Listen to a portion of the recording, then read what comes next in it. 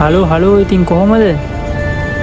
ඔයගොල්ලෝ මේ colour light ගාව ඉන්න යාචකයෝ ගැන මොකද හිතන්නේ? දැන් ওই නිවුස් එකේම යනවනේ ඒගොල්ලෝ බිස්නස් එකක් කරන්න කියලා. ඔයගොල්ලෝගේ අයිඩියා එක මොකද්ද?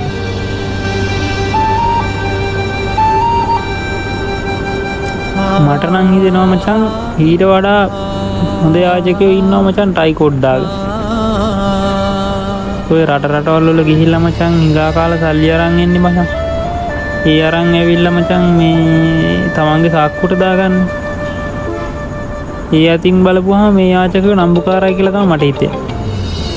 අඳුරු කුටිය තුල දොරගුලලාගෙන ගයන ගීතිකා යදින යාතිකා දෙවියන් හට නැති